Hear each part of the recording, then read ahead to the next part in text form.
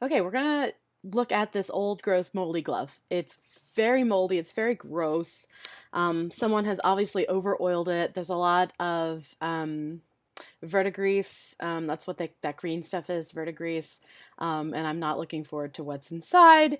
But here we go. So I removed all of the stitching, and this is it's so over oiled that it's actually stuck together. It's oozing oils to itself. It's like fused together. It's quite gross, but there it goes. Um, it's actually opening up little by little. You can see that's the original horsehair inside there. You can see there it was just stuck. Ugh, it's really gross. Really, really gross. But uh, it was actually inside, not quite as bad as I thought. It was mostly limited to where the leather was touching itself again because it was over oiled. Um, and yeah, there's a lot to clean out on this one. Um, but yeah, we'll get to it. So this is absolutely the original horsehair. This horsehair is, around about a century old. So, it's well formed, but it also um, doesn't smell great, let me tell you. And there's about 100 years worth of loose, gross stuff in there. Hooray. So this is what we're starting with. And yeah. Okay, so to get rid of the mold and the verdigrease, I'm using just basically an isopropyl water mixture.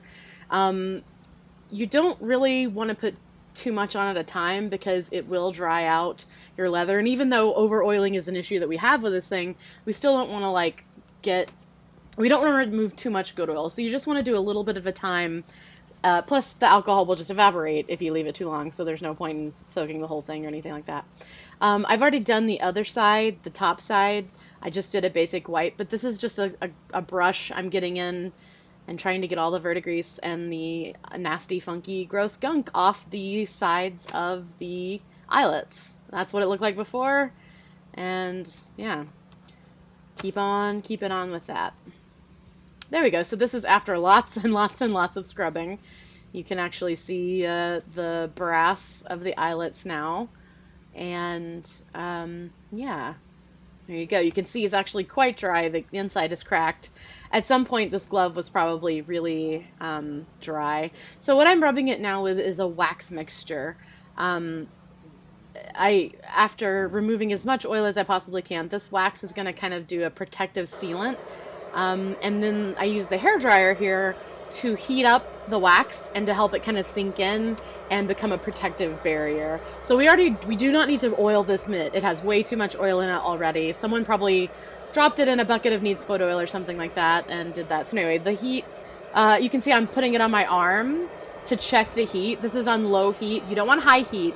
High heat on leather is really bad, but like a low heat to help kind of melt the wax and give it a good finish. Once it's done, you're going to wipe off all the excess wax as much as possible. I did the inside too, so we're just kind of cleaning up all of these edges and yeah, getting all the excess off so it doesn't get gummy. Because if there's excess wax, it's just going to grab more dirt and it's just going to gross. Okay, so this is me cleaning off the verdigrease on the horsehair, just kind of getting that stuff off. Because it doesn't need to be in there. And then I soak it in full strength isopropyl alcohol, and trying to get whatever mold might have gotten into the horsehair. Oh, the smell. Yeah. It's a great smell. Yeah, it was a great smell. It was through the mask, by the way. I was wearing a mask, So now I'm just really, I noticed there was still a little bit of gunk still in the eyelets, which yep, there was still some gunk and verdigrease in the eyelets, so I was just giving those another wipe through and making sure they're really clean. Yeah, still pretty gross. One step I actually forgot to show was that I put a mixture onto the brass that helps tarnish it purposely to kind of prevent that. Yeah, that was one side's worth of Q-tips. It was really gross. Yeah. So now, Stuff to play with. I know I had to replace the buckle strap. Yeah. So I'm just kind of cleaning out the great. things. And I was like, well, if I have to replace one, I wonder if I have to. Yep, I'm going to have to replace the stitching. So what absolutely happened I here was like, I wonder if I was... need to replace the other side. And then I just lightly tug on it, and... Yep. So that's good. So when I mentioned that this was over oiled, this is what happens. This is the danger of what happens when you over oil things. Yeah. It just rots the stitching. Well, this is stitching, because somebody definitely did need some kind of oil in it. It's just... Yeah. I think that's why it's like kind of perma oily. Yeah, it's real gross. Don't put too much oil in your things. You don't want to do oil. You want to do tallow or fat or something like that. Can I tell you a funny story? So there's this really cheesy, like, written for horsey girls book called The Saddle Club. I don't know if you're familiar.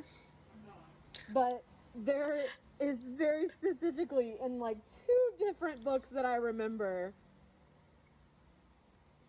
this woman just going into absolute horror because someone put their bridle in neat's foot oil.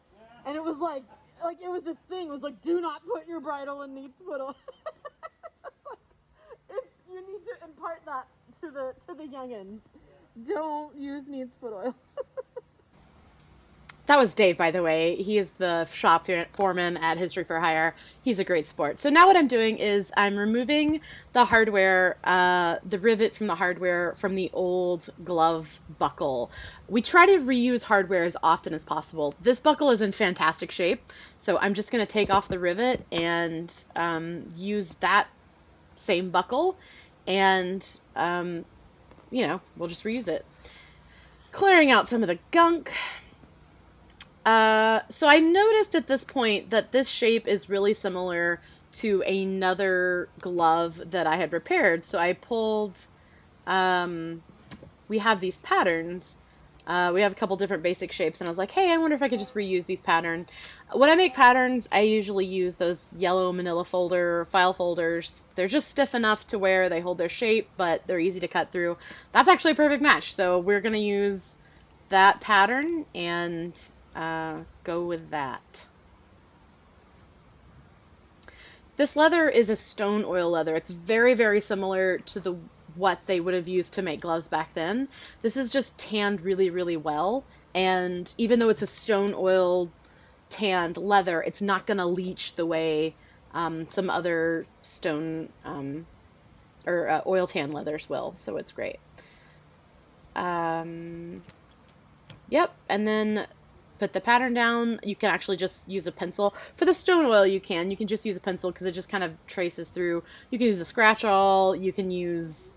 I don't recommend using a knife because if you accidentally cut your pattern, you can't reuse your pattern. But anyway, so I'm just trimming off around where I cut it, so it'll be a little easier to cut out myself.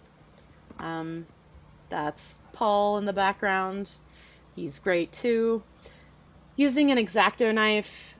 Some people use box knives. Some people use these like weird circular knives. I like an X-Acto for small things. You can actually use the blades quite for a long time if you use like a jeweler's strap and some jeweler's rouge to like keep the blade sharp. So I like using them, and you don't go through quite as many if you do blade maintenance. So anyway, just checking, making sure the straps that we cut are going to fit in the hardware. Just double checking, and yep, looks about perfect. So we will move on from there. The next thing that we're going to do is we're actually going to use the old patterns, because I cut since it was a generic pattern, I'm going to use the old strap to measure out exactly where the holes for the buckle needs to be. So just taking my pencil, marking those, yada, yada, yada. Yeah, that's fun. Also marking off where the strap should be cut at the end. Little hole punchy. That's adjustable hole punch with a couple different sizes of holes that you can do. This is an edge beveler. So what this does is it just kind of removes the corner of the leather. We're not trying to make a new glove. We're trying to repair an old glove to look like it was never repaired to begin with. So I'm using this gel antique. This is actually made for veg tan. So it's not really made for oiled, already finished leathers. But what this does is it mimics aging on leather. So it sinks the dark pigment down into all of the cracks. And I'm just kind of wiping it clear. So that way that leather that was very brown and bright now actually matches the other leather and looks pretty darn similar. So that just kind of gets into the cracks, and it's like faux dirt. It like adds in dirt. This is setting the rivet on the... it gets a little violent. Setting the rivet. This is putting the old piece on top of the new piece and measuring out where the stitching should go. You always want to try and reuse the same stitching holes so you're not putting more holes and damaging the leather more. Let's speed this up. Yeah. See, this is what you don't see. You see, for every little bit that I show you, there's about 80% more that happens off screen. So that was just cleaning up the holes. Punchy, punchy, punchy, all the holes. I was using the tiniest setting. And then you line up your holes, and then you sew. Yep. I'm just using a cotton thread. I'm doing a single line stitch, so I wrap the end around my finger so that I have something to pull taut to. And then I sew, trying to go through the same holes that the original glove used and not putting any more holes in the leather and damaging it further. Yeah, exciting stuff. Ta-da! So those stitches will get aged down so that they match the rest of the glove, but that's what it looks like. When I took off the old lacing, I saved all of the scraps, and this is really, really important. You want to measure out the laces and add about 5 to 10% more just in case on the edges. So you measure it out, you do the math, you realize that your calculator's on your phone, and so you try to add it in person, and then you give up and you get your phone. So anyway, so now this is me. Hi, that's me. Hello. This is measuring out the new laces. And then you want to find a nice high place, and you want to very gently stretch the leather. You don't want to tug too hard because you don't want to break it. But you just want to make sure it's straight. If you can see, I'm twisting it a little bit. You want to make sure it's straight. You want to tug it so that there's not that much give. Trim down. So I'm using a lacing needle, which actually doesn't have an eye. It has a screw, a beveled edge inside. So you trim down the edges like that, and then you screw it on. There, I don't think you can see the beveling in there, but it's like a reverse screw. There's a little screw in there, and you just twist, twist, twist, twist, twist, twist, and it gets pulled up in there, and you tug on it, and it's ready to go. So I'm putting a knot in the end and giving myself a little bit of leeway there. The knot may slip, but you also just kind of want it to go. So everything's lined up. You want to make sure all your holes are lined up. I've got the pad back in. It's dried after being soaked in alcohol, and then you just get to stitching, and you sew. You want to be really careful that you're not twisting your laces too much, that you're not tugging too hard, and that you're being very careful to keep the lace even. If there's a twist in the lace, that can be a pressure point, and that can eventually down the line be a weak spot where your lacing will snap. So yeah, it's just really careful when you're doing this. You want to make sure that it goes on even and straight. And then you pull tight, but not taut, but not super tight, because you are eventually going to go around and tighten all the laces up and make sure everything's good. So at this point, I realized that I had done either my math improperly or I had missed some stitching. But I definitely usually at this point have about 10 more inches on this. So I didn't have quite enough to get the lacing needle around. So I switched to a carriage needle, which is like a pinchy needle. These are a little bit more disposable, but they're a little bendier. What I'm trying to do now is go back again once through the eyelet, because that will put enough pressure on the laces. The eyelet will put pressure on the laces, and that usually holds it.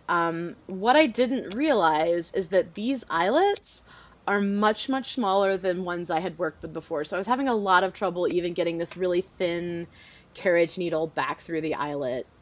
Like a lot of trouble. Like a lot of trouble. And, you don't want to pull too hard, because that's 100-year-old eyelet and 100-year-old uh, leathers. So like you don't want to accidentally pull the eyelet out. This is when like the panic is starting to set in of like how am I supposed to get this through this without ripping? Okay, so I get another serious tool. You can't see it, but I've actually got another tool that I'm trying to like. Okay, this clearly isn't working. Oh boy, I've done all this lacing. What am I doing? Am I gonna have to unlace this whole thing and use a new one? Oh, that's ruined. Cool. Super cool. Okay. Oh my god, I've done this whole video, and this whole time I pretended like I knew what I was doing, but I know what I'm doing? I have no idea. Am I stupid? Do I not know math? What's going on? Like, what do I do? What do I do? Okay, don't panic. Don't panic. Idea. Okay, I've got an idea. So what I'm going to do is I'm going to punch a little hole. I'm going to attach this. So I couldn't quite get it tied. This is me just having a little panic break about how I promised to do a video about this, and then I screwed up really bad. Anyway, so I was able to do a knot, which is the exact same thing that's holding in the leather on the starting side. So I was able to get a knot, a good enough size knot.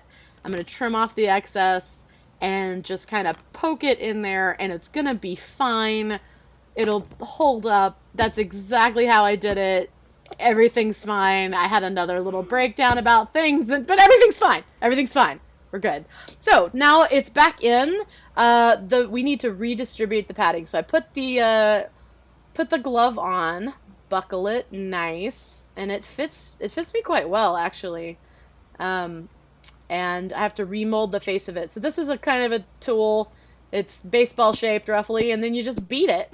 So this padding, despite being 100 years old, is actually really good. Like, I was really whacking the crap out of that, and my hand, there was no sting on my hand. Like, I could feel the pressure, obviously, but it just did it. So this glove is called a molded face type glove, and it's all one piece that's been, well, molded like that. So that's why I kept players would hit their gloves, because they were remolding the horsehair inside. Let's see, that only took... How long did that take?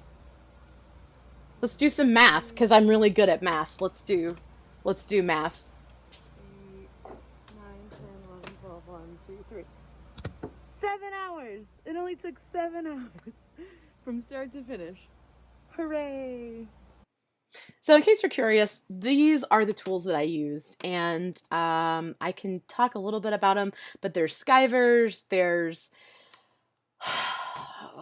it's a lot of tools. It's a lot of tools is what I'm getting at. It's 90% tools, this job.